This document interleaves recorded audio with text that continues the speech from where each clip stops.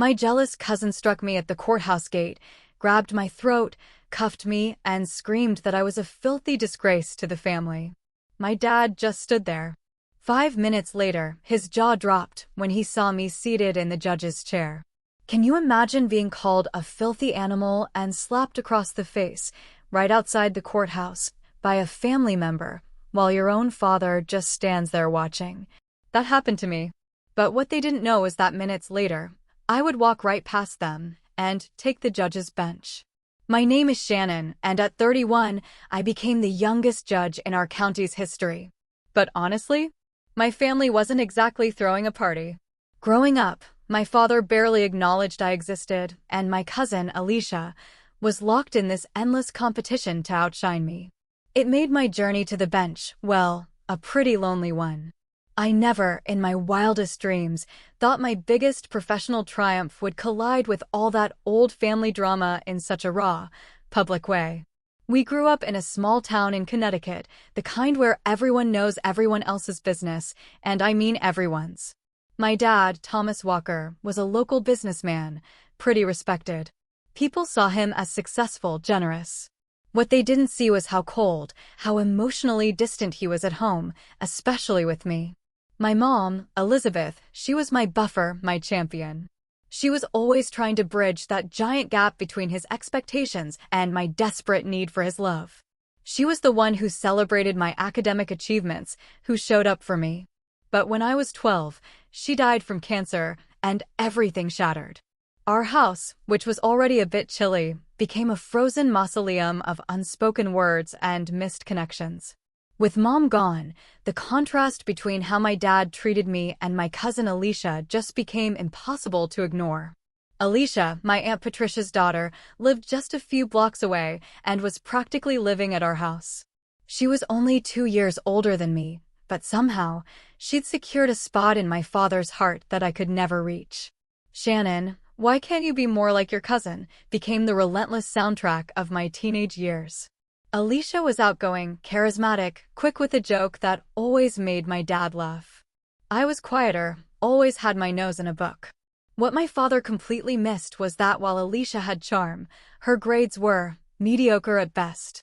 Meanwhile, I maintained a perfect GPA, joined every academic club I could find. My 8th grade science project won the state competition, even got a feature in the local paper. My dad? He barely glanced at the article. 2 weeks later, Alicia made the junior varsity cheerleading squad, and he took the entire family out to the nicest restaurant in town to celebrate. Your cousin knows how to be a team player, he told me that night, like it explained everything. That will take her further in life than any science award. I just stared at my plate, my heart sinking. As we got older, Alicia's jealousy became a toxic undertow. She'd make these cutting remarks about my boring focus on academics. Once, she accidentally spilled soda all over my study notes the night before a huge exam. Another time, she completely lied to a boy I liked, saying I'd talked terribly about him. These small cruelties, they just piled up, and my father? He never, ever intervened. The most painful incident, though, happened in high school. For English Lit, we had to write an original short story. I poured my heart into mine for weeks, a tale about a girl finding her voice after losing her mother. Somehow, Alicia got onto my computer, found my draft, copied huge portions of it, tweaked them slightly, and submitted it as her own, 2 days before the deadline. When I found out, I was devastated. I confronted her privately first. "What does it matter?" she shrugged. "You always get good grades anyway." I needed this win. My stomach turned. I went to our teacher with both versions, explained everything. Given our academic histories, the teacher believed me. Alicia got a failing grade. And that's when the real family drama exploded. My aunt called my father, absolutely furious that I had humiliated her daughter. Instead of defending me, my father grounded me. Grounded me. "You should have helped family, Shannon," he lectured. "Family comes first. You could have just written another story." That night, I cried myself to sleep, feeling completely, utterly alone. The next morning, I went to school early, just wandering, and ended up in the career counselor's office. Mrs. Taylor saw my red eyes and invited me to sit. We talked for over an hour, and it was the first time I admitted out loud that I wanted to become a lawyer. I want to fight for what's right, I told her. I want to be in a place where the truth matters. Mrs. Taylor connected me with a local attorney, Janet Reeves, who became my first mentor. She showed me that women could succeed in the legal field through intelligence, integrity, and sheer determination. She also taught me something invaluable. I didn't need my father's approval to pursue my dreams. When I told my dad about my plan to study pre-law, he dismissed it instantly. Lawyers are a dime a dozen, Shannon. That's unrealistic dreaming. You should focus on something practical, like business administration. You could work for me someday. His words stung, a familiar wound, but they also hardened my resolve. I applied to colleges with strong pre-law programs, secured scholarships, and prepared to leave home behind. College was both liberating and terrifying. Liberating because I was finally away from my father's disapproving glances and Alicia's constant undermining. Terrifying because I was entirely on my own financially. While many of my classmates had parents funding them, I juggled 3 part-time jobs alongside a full course load. Library assistant, waitress, tutoring gigs. Sleep became a luxury, but I was determined to succeed without ever asking him for help. Despite the chaos, I maintained a 3.9 GPA and secured an internship at the district attorney's office during my junior year. When I called home to share the news, my father sounded distracted. That's nice, Shannon. Did you hear Alicia got promoted at the mall? She's an assistant manager now. Every single conversation followed the same agonizing pattern. My achievements minimized, Alicia's ordinary life developments celebrated. Over time, I just called home less and less. He rarely called me. Meanwhile, Alicia had dropped out of community college after 1 semester, claiming it wasn't for her. This didn't affect her standing in the family at all. My aunt and father continued to praise her street smarts and people skills, lavishing her with both emotional and financial support. When Alicia needed a car, my father co-signed her loan. When my winter boots had holes, he suggested I budget better. The contrast was painful, but it pushed me to build a new support network. I formed deep friendships with classmates who shared my ambitions, my values. Most importantly, I met Julia during my senior year. She was brilliant, funny, fiercely loyal. She became the sister I never had. Julia was the first person I told when I received acceptance letters from 3 law schools, including one with a substantial scholarship. She celebrated with me buying champagne with money she probably didn't have. When I called my father with the news, he sounded almost annoyed. Law school? That's at least 3 more years of not earning a real income, Shannon. Are you sure about this? I sent letters home during my first year of law school, sharing stories about classes, professors. Most went unanswered. The few replies I got were brief, impersonal, often including updates about Alicia that I hadn't asked for. During winter break of my second year, I decided to go home for Christmas, just hoping that time and distance might have softened the family dynamics. Julia urged caution. Don't expect too much, she warned. People don't change overnight. She was right. The holiday gathering at my aunt's house was a disaster. Alicia, now 25 and working as a salon receptionist, completely dominated the conversation with exaggerated stories about celebrity clients. When relatives asked about my studies, Alicia quickly interjected with some dramatic tale about a customer who'd supposedly left her a $100 tip. Later that evening, I overheard her talking to our cousin William in the kitchen. Shannon thinks she's so special with her fancy law school, she sneered. But did you know she had to take out massive loans? She'll be in debt forever. Plus, I heard she's barely passing her classes. Neither statement was true. My scholarship covered most tuition, and I was in the top 10% of my class. When I confronted Alicia, she laughed it off as just a joke, but the damage was done. William looked at me differently for the rest of the night. The final straw came when my father pulled me aside before I left. Alicia mentioned you've been struggling in school, he said, not even looking me in the eye. You know, there's no shame in coming home and taking a more practical path. I was stunned. Dad, I'm not struggling. I'm excelling. Why would you believe her over even asking me?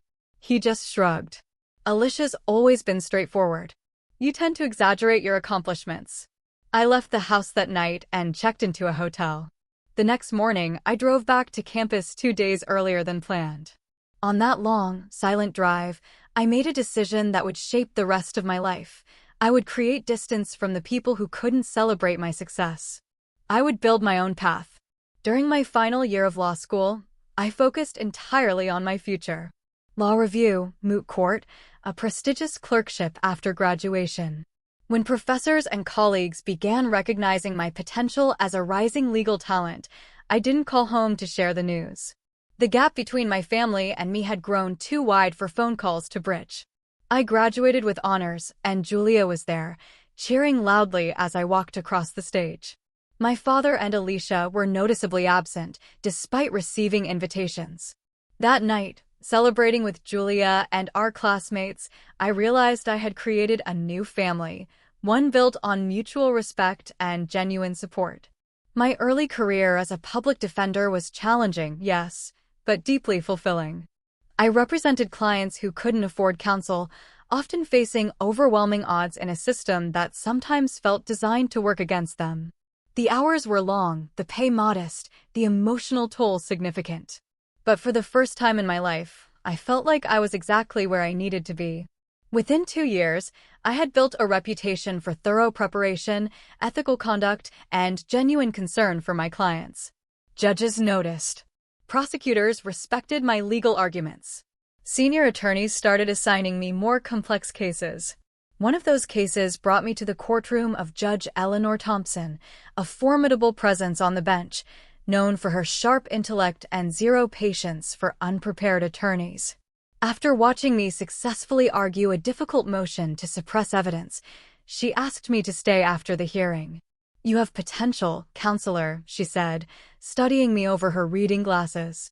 "Have you ever considered aiming for the bench someday?" The question caught me completely off guard. The bench? You mean becoming a judge? Yes, that is generally what the bench refers to in legal circles, she replied with dry humor. It's never too early to consider your long-term trajectory. This county needs more judges who understand what it's like to represent the disadvantaged. That conversation planted a seed in my mind. Judge Thompson became a true mentor, inviting me to lunch, discussing legal theories, career strategies. Under her guidance, I began taking on cases that would broaden my experience and raise my profile. One such case involved defending a young woman accused of theft by her employer, a prominent local business owner. Through careful investigation, I discovered evidence that the employer had framed my client to cover up his own financial misdeeds. The case made local headlines when the charges against my client were dismissed and the investigation turned toward her former boss. News of my professional successes eventually reached my hometown through mutual acquaintances and local media. I heard from a former high school teacher that Alicia had become increasingly resentful as she learned about my career. While I was building a reputation in the legal community, Alicia had cycled through several jobs, never staying anywhere longer than a few months. After 5 years with minimal contact, I decided to attempt reconnecting with my father. Time and distance, I hoped, might have dulled the sharp edges of our relationship. Maybe, just maybe, my professional accomplishments might finally earn his respect. I called and suggested dinner during an upcoming visit to Connecticut for a legal conference. The restaurant was upscale, the conversation painfully awkward. My father looked older than his 58 years, new lines etched around his eyes. We exchanged stilted pleasantries about the weather before he inevitably turned the conversation to Alicia. "Your cousin has been going through a rough patch," he said, swirling his scotch. "Lost another job last month. Not her fault, of course. The manager had it out for her from day one." I nodded politely, having heard variations of this excuse my entire life. "That's unfortunate. What are her plans now?" My father sighed. "She's had some legal troubles, too. Nothing serious. A couple of DUIs, a misunderstanding about some merchandise at her last retail job." Translation: Alicia had been caught stealing from her employer. The familiar pattern of excuses and minimization was exactly as I remembered. "I'm sorry to hear that," I said carefully. If she needs legal advice, I could recommend some good attorneys in the area. My father's expression hardened. We don't need your charity, Shannon. Alicia will figure things out. She always does. The dinner ended shortly thereafter, cementing the realization that some relationships just can't be repaired with time alone. We had become strangers, connected only by shared DNA and a painful history. A year later, I was shortlisted for a judicial appointment. At 30, I would be among the youngest judges in the state if selected. The vetting process was rigorous. Interviews, background checks, evaluations from peers. 2 weeks before the final decision, the committee received an anonymous complaint questioning my character and fitness for the position.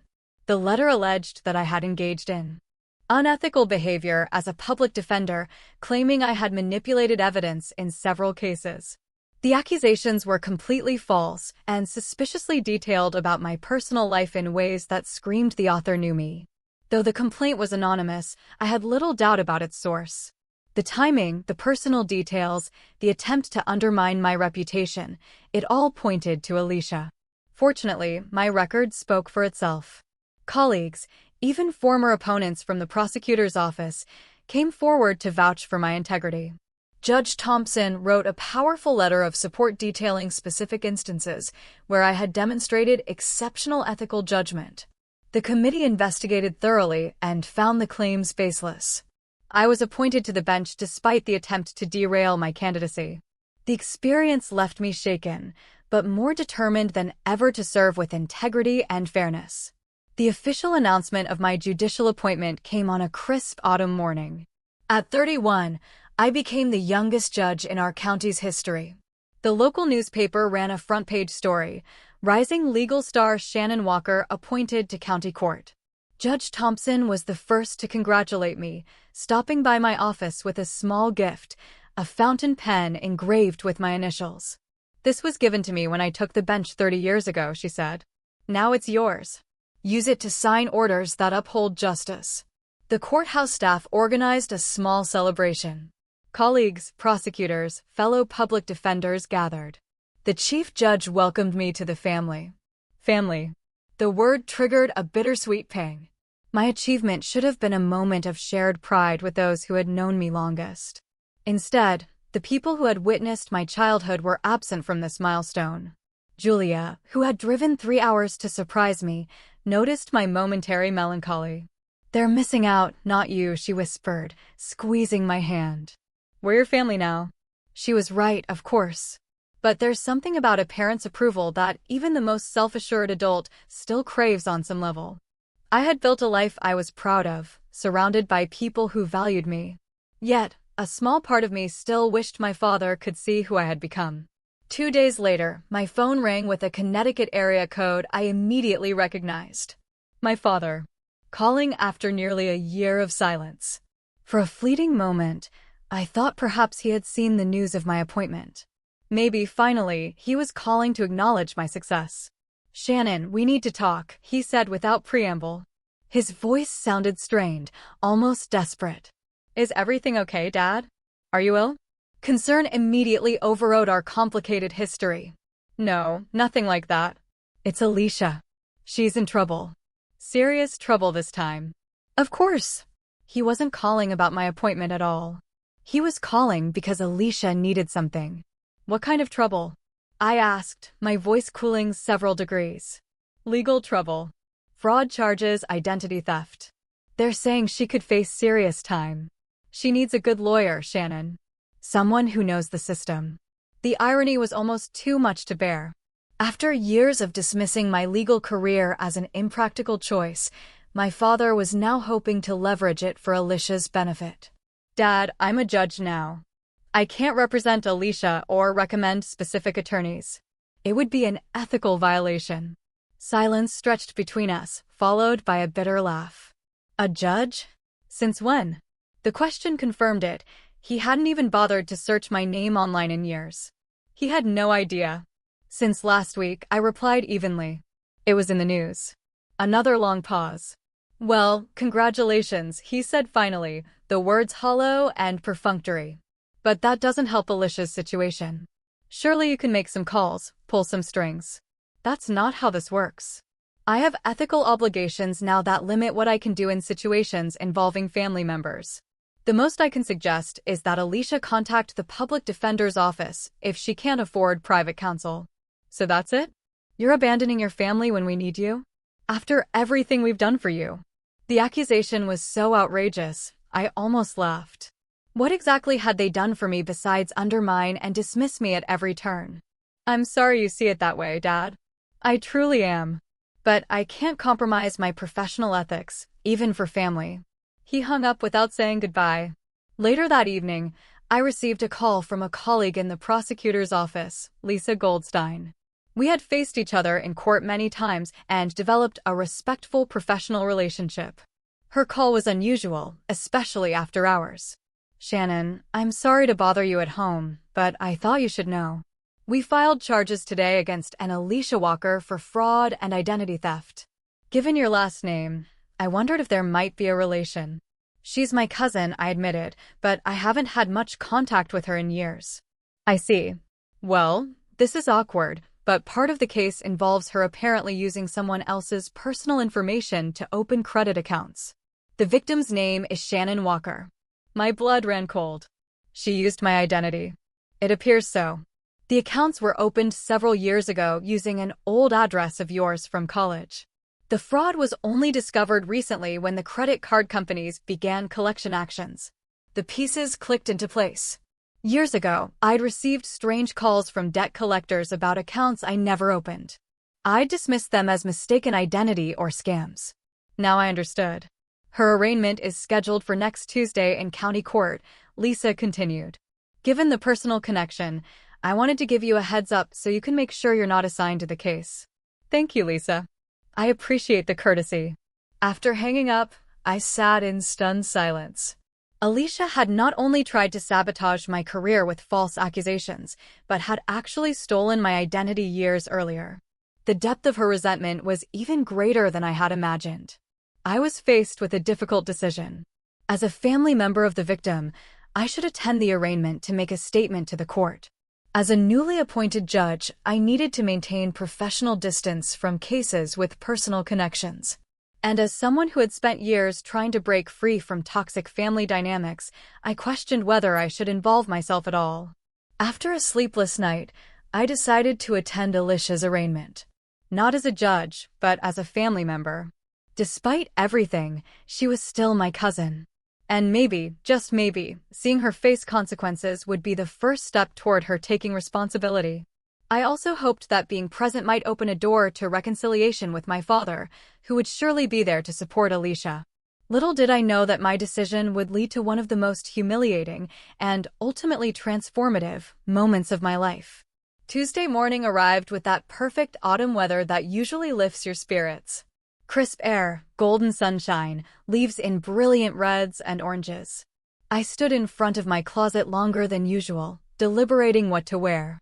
I wasn't appearing as a judge today, but I wasn't exactly a regular civilian either. I settled on a conservative navy blue dress with a tailored jacket, professional, but not overtly judicial. The drive to the courthouse was familiar, but my churning stomach was not.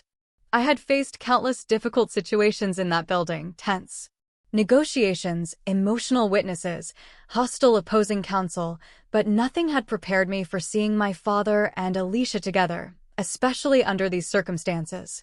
I arrived early, partly from habit, partly to compose myself. As I pulled into the judicial parking area, a security officer approached my car. "Good morning, Judge Walker," he said with a respectful nod. "I thought you weren't on the docket today." "I'm not here in an official capacity, Marcus. Personal matter." His eyes widened slightly, but he was too professional to ask questions. "Understood, Your Honor. Will you be entering through the judicial entrance?" I shook my head. "No, I'll use the main entrance today." "Thank you." Walking around to the public side of the courthouse, I spotted my father standing near the bottom of the steps, checking his watch impatiently. He looked older than he had at our dinner a year ago. His shoulders slightly stooped, his hair now completely gray. For a moment, watching him unobserved, I felt a pang of something like pity. He glanced up and saw me approaching. His expression cycled rapidly through surprise, confusion, and weariness. "Shannon, what are you doing here?" "Hello, Dad," I said, stopping a few feet away. "I'm here for Alicia's arraignment." His eyes narrowed. "Why? To gloat? To make sure they throw the book at her?" The accusation stung, but I kept my voice level. "Despite everything, she's family. And I thought you might need support, too." He seemed taken aback by this, unable to reconcile my presence with his perception of me as someone who had abandoned all family obligations. Before he could respond, a car pulled up sharply to the curb. Alicia emerged from the passenger side, my Aunt Patricia from the driver's. Alicia looked terrible. Her normally perfectly styled hair was pulled back in a messy ponytail, dark roots showing. Her face was puffy, her eyes bloodshot. She wore a black pantsuit that hung loosely on her frame, suggesting recent weight loss. For a moment, I felt genuine sympathy for her. That feeling evaporated the instant she spotted me. "What the hell is she doing here?" Alicia demanded, stalking toward us. Her voice was loud enough to attract attention from others entering the courthouse. "Alicia, calm down," my aunt hissed, hurrying after her. "We're at a courthouse." "I don't care. She has no right to be here." Alicia stopped directly in front of me, so close I could smell the stale coffee on her breath. "Come to watch the show, Shannon? Enjoying seeing me at my lowest?" "That's not why I'm here," I said quietly. "I came to support Dad and to see if there's any way I can help." "Help?" Alicia let out a harsh, brittle laugh. "That's rich. You're the reason I'm in this mess." My father stepped between us. "Alicia, this isn't the place. Let's go inside and meet with your lawyer." "No." Alicia pushed past him. "She needs to hear this. You think you're so perfect, don't you, Shannon? Little Miss Perfect with her perfect grades and her perfect job and her perfect life. You've always had everything handed to you." The sheer absurdity of her statement left me momentarily speechless. Everything handed to me? I had worked multiple jobs to put myself through school while she dropped out of community college and still received my father's financial support. "Alicia, I know you're upset, but that's not true. I've worked hard for everything I've achieved." "Worked hard?" Her voice rose to a near shriek. "You sabotaged me. You told the DA about those accounts, didn't you? You've been waiting for a chance to ruin me." "I didn't know about the fraud until last week," I said, struggling to maintain my composure. "I had no idea you had used my identity." This admission seemed to push her over the edge. "Liar," she screamed. Then, before anyone could react, she slapped me. Hard. Across the face. The blow was shocking, more than painful, the sound cracking through the morning air like a gunshot. People around us froze. My cheek burned, and I tasted blood where my teeth had cut the inside of my mouth. Before I could recover, Alicia grabbed the collar of my jacket with both hands, momentarily choking me as she pulled me closer to her contorted face. "You filthy animal," she spat, her voice low and venomous now. "You're a disgrace to this family. You think that robe makes you better than us? You're nothing." 2 courthouse security officers were running toward us now. My father stood frozen, watching the entire scene unfold without making any move to intervene. My aunt was pulling ineffectually at Alicia's arm, pleading with her to stop. The security officers separated us, one gently moving me back while the other restrained Alicia. "Is everyone all right?" the first officer asked, looking at me with concern. I recognized him as Officer Ramirez, who regularly worked in my courtroom. "I'm fine," I said, straightening my jacket with shaking hands. "Judge Walker, do you want to press charges?" he asked quietly. Alicia's eyes widened at the word judge. She looked at me with new understanding and pure horror. "No charges," I said firmly, but I added, "I would appreciate an escort inside." Officer Ramirez nodded and began leading me up the steps. As we walked away, I heard Alicia burst into tears behind me. My father still hadn't said a word in my defense. Inside the building, Officer Ramirez directed me to a small conference room off the main hallway. "Take a minute to compose yourself, Judge. Can I get you some water or coffee?" "Water would be great." "Thank you." When he left, I finally allowed myself to feel the full impact of what had just happened. My hands trembled as I touched my stinging cheek. Tears welled in my eyes, not from physical pain, but from the public humiliation and the gut-wrenching confirmation that my father would always choose Alicia over me, even when she was so clearly in the wrong. I had harbored a small hope that attending today might lead to some form of reconciliation. Instead, it had only reinforced what I had known for years, but refused to fully accept. There was no relationship to salvage. In the quiet of that conference room, surrounded by the very trappings of the legal system I had dedicated my life to, I finally let go of the fantasy that my family would ever see me clearly or value me appropriately. The realization was both devastating and, strangely, liberating. I don't know how long I sat there, trying to compose myself. The shock of the public confrontation had left me disoriented, my thoughts fragmented. I kept replaying the moment of Alicia's attack, the venom in her voice when she called me a filthy animal, and most painfully, my father's silent complicity. A gentle knock interrupted my thoughts. Lisa Goldstein, the prosecutor I had spoken with about Alicia's case, poked her head in. "Shannon, are you okay? I heard there was an incident outside." I managed a weak smile. News travels fast. It's a courthouse. Gossip moves at the speed of light. She sat down across from me, her expression concerned. Security reported what happened. "Are you sure you don't want to file charges?" "I'm sure. It would only escalate the situation." Lisa nodded, then checked her watch with a frown. "Have you seen Kevin Morgan around? He's supposed to be handling arraignments in courtroom C today." "No, I haven't seen him." "Is there a problem?" She sighed. "Judge Reeves was rushed to the hospital this morning. Emergency gallbladder surgery. Kevin was supposed to cover her docket, but he's not answering his phone." A cold feeling settled in my stomach.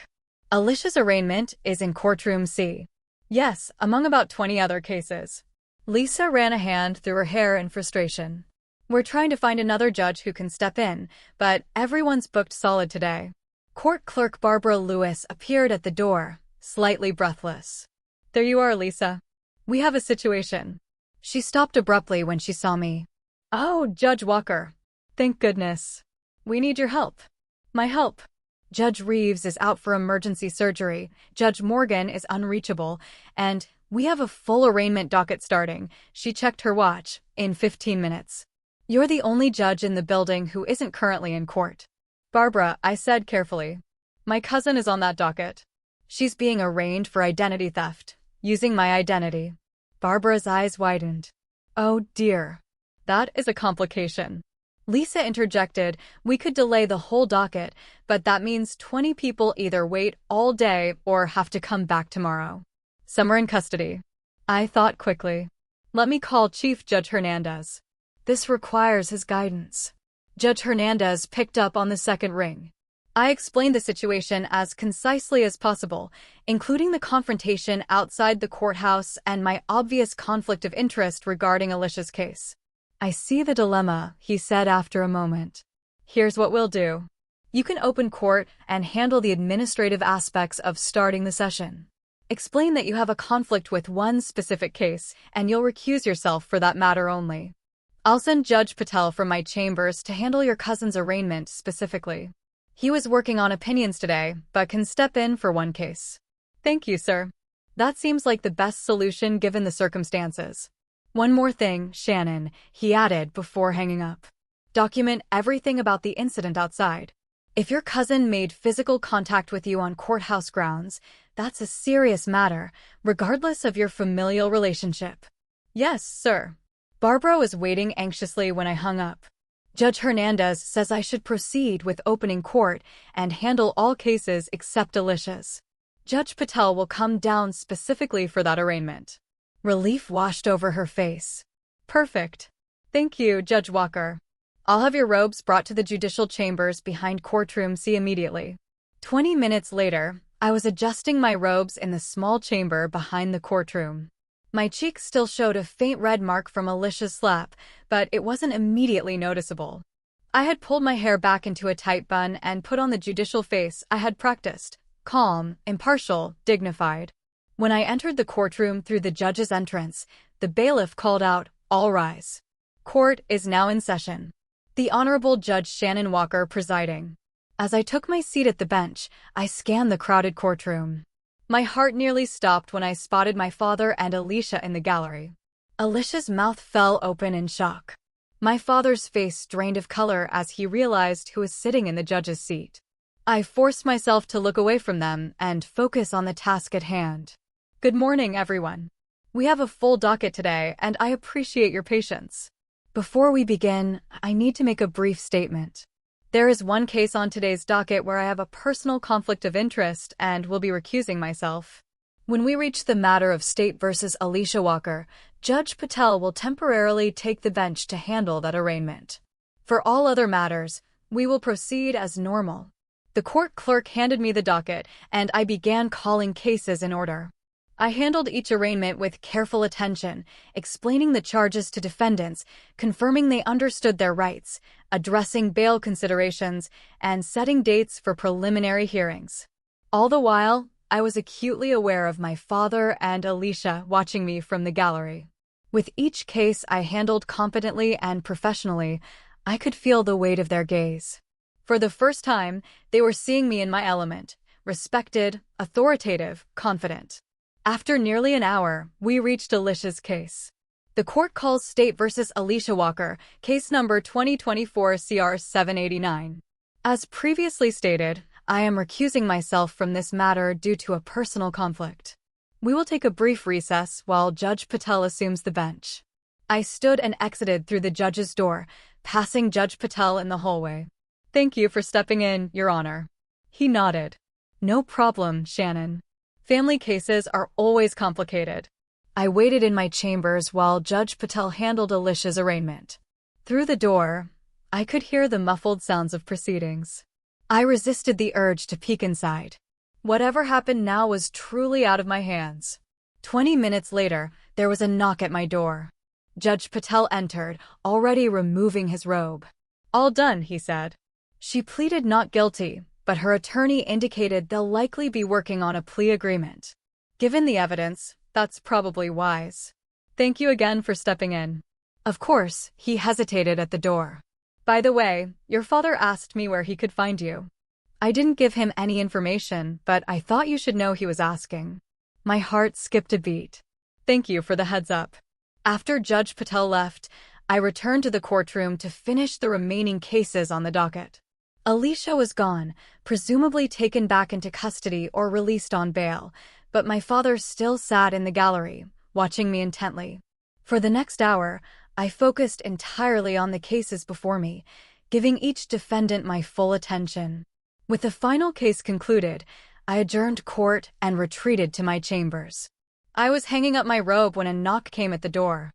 Yes, I called, expecting Barbara or another staff member. The door opened slowly, and my father stood in the doorway, looking uncertain and somehow smaller than I remembered. May I come in? He asked, his voice lacking its usual confidence. I nodded, motioning to the chair across from my desk.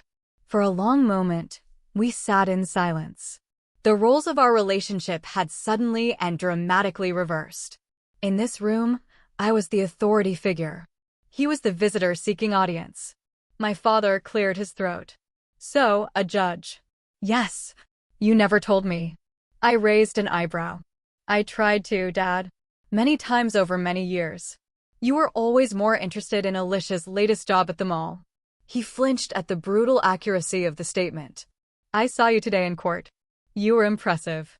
Coming from him, it was perhaps the closest thing to praise I had ever received. I didn't know how to respond, so I simply said, thank you. Alicia was released on bail, he continued. Her lawyer seems to think she'll get a plea deal. Probation, restitution, community service. That sounds appropriate for a first offense, I said neutrally. Another long silence stretched between us. Finally, he said what he had clearly come to say. I'm sorry about what happened outside. She shouldn't have done that. No, she shouldn't have. And you should have stopped her or said something. I looked directly at him. Yes, you should have. He held my gaze for a moment, then looked away. I've made a lot of mistakes, Shannon. With you. I see that now. It was an admission I had waited decades to hear, but it felt hollow. Coming only after he had seen me in a position of power and authority. Had I remained a public defender, would this realization ever have come? Why did you always favor her over me? I asked, the question that had haunted me since childhood finally finding its voice. My father sighed heavily. She reminded me of myself. Struggling, making mistakes, needing second chances. You were always so capable, so self-sufficient, like your mother. His voice caught on the last word. After Elizabeth died, looking at you was painful. You have her eyes, her determination. So you punished me for reminding you of Mom and rewarded Alicia for being a mess? He winced. When you put it that way, it sounds terrible. It was terrible, Dad. It was terrible to grow up feeling like I was doing something wrong by doing everything right. The conversation with my father in my chambers that day didn't magically repair 20 years of damage. There was no tearful embrace, no instant reconciliation. But it was a beginning. The first truly honest exchange we'd had since my mother died. I don't expect you to forgive me, he said as he prepared to leave. But I am proud of what you've accomplished, Shannon. Even if I've been terrible at showing it. Thank you for saying that, I replied. It means something to hear it, even now. We agreed to meet for dinner the following month, a small, tentative step toward whatever our relationship might become. As he reached the door, he turned back. Your mother would have been so proud of you. She always said you would do remarkable things. After he left, I sat alone in my chambers, letting tears fall freely for the first time that day. They were complicated tears, grief for the relationship I had never truly had with my father, relief at the small breakthrough we just experienced, and a bittersweet pride in how far I had come, despite everything. The weeks that followed brought significant developments. Alicia accepted a plea deal, full restitution of the money she had fraudulently obtained using my identity, 2 years of probation, and community service. The prosecutor told me that during negotiations, Alicia had expressed genuine remorse, particularly about the courthouse incident. She asked if you would be willing to meet with her, Lisa told me over coffee. With her attorney present, of course, she wants to apologize in person. I considered the request carefully. Not yet. Maybe someday. But I'm not ready for that. My decision to maintain boundaries with Alicia was part of a larger commitment to my own well-being. For too long, I had allowed the hope of family approval to influence my emotions and choices. Now I was prioritizing my own healing. I started seeing a therapist, Dr. Rachel Martinez, who specialized in family trauma. Our weekly sessions helped me process not only the recent dramatic events, but the long-standing patterns that had shaped my life. You've been seeking validation from people who are fundamentally incapable of giving it, she observed during one session. That's not a reflection on your worth, but on their limitations. My support network proved invaluable during this period. Julia visited frequently, bringing home-cooked meals and providing the unconditional friendship that had sustained me for years. My colleagues on the bench checked in regularly, offering both professional guidance and personal support. Judge Thompson, my original mentor, took me to lunch shortly after news of the courthouse incident had circulated. I heard you handled yourself with remarkable dignity, she said. Not everyone could maintain judicial composure after being assaulted by a family member. I didn't feel very dignified in the moment, I admitted. That's the secret of the robe, she said with a knowing smile. It's not about how you feel, it's about how you conduct yourself despite how you feel. 6 months after the courthouse confrontation, I met my father for dinner at a quiet restaurant halfway between our homes. These monthly meetings had become a tentative new tradition, each one slightly less awkward than the last. Alicia has been doing well in her therapy, he mentioned as we waited for dessert. She's holding down a job at the library, staying sober. That's good to hear, I said sincerely. While I wasn't ready to reconnect with Alicia, I didn't wish her ill. How are things with you? Better. He hesitated, then added, I've been seeing someone. A grief counselor. Should have done it 20 years ago, after your mother died. This genuinely surprised me. My father had always dismissed therapy as paying strangers to listen to your problems. What changed your mind? I asked. You, he said simply. Seeing you that day in court, so composed, so strong, even after everything that happened. It made me realize how much I've missed by holding on to the past. It wasn't a perfect relationship. Too much water under the bridge for that. but it was honest, in a way it had never been before. On the anniversary of my mother's death, I made a pilgrimage to her grave for the first time in years. I brought yellow roses, her favorite, and spent an hour sitting beside her headstone, telling her about my life, my achievements, my struggles. "I wish you could have seen me take the bench, Mom," I whispered, tracing the letters of her name with my finger. But I felt you there somehow. One unexpected outcome of my personal journey was a new professional initiative. I started a mentoring program for young women from difficult family backgrounds who were interested in legal careers. Once a month, I invited high school and college students to the courthouse for workshops on law, professional development, and resilience. "The law saved me," I told them during our first session. "It gave me structure when my life lacked it, and purpose when I felt lost, and ultimately, a way to create justice when I had experienced injustice." Watching these young women find their voices and strengths became one of the most rewarding aspects of my life. Many of them came from situations far more challenging than mine, yet they showed remarkable determination and courage. "You're creating a legacy," Julia observed after sitting in on one of the workshops, "something that will outlast any family drama." She was right. While I couldn't change my past, I could shape my future and potentially influence the futures of others. The cycle of dysfunction that had defined my family for generations had, it seemed, stopped with me. As I approach my 33rd birthday, I can look back on the past 2 years with a sense of hard-won peace. The young woman who once desperately sought her father's approval has been replaced by someone who understands that true validation comes from within. I recently added a single-family photo to my office. Not the staged portraits my father preferred, but a candid shot of my mother and me at the beach when I was about 9. We're both laughing, our hair wild from the wind. Genuine joy, captured in a fleeting moment. It reminds me daily of where I came from and how far I've traveled. The journey of healing is rarely linear. There are still days when old wounds feel fresh, when a casual comment or memory triggers the pain of rejection. But those moments no longer define me or dictate my responses. I've learned that forgiveness isn't about excusing harmful behavior. It's about freeing yourself from the burden of resentment. My cousin's attack at the courthouse door could have been just another painful chapter in our troubled family story. Instead, it became a turning point that ultimately led to greater understanding and peace. When she called me a filthy animal, and my father stood by watching, I thought it was my lowest moment. I couldn't have imagined that minutes later, sitting in the judge's seat, I would begin the process of reclaiming my narrative and redefining my worth. We don't get to choose our families or the wounds they inflict. But we do get to choose how we respond to those wounds, whether we let them define us or use them as catalysts for growth. In taking the judge's seat that day, I wasn't just fulfilling a professional role. I was taking the seat of judgment in my own life, deciding what would hold weight and what would be dismissed. Have you ever had a moment when someone's attempt to humiliate you unexpectedly revealed your own strength? Tell me what you think. I really want to know. Thank you for listening to my journey. Take care.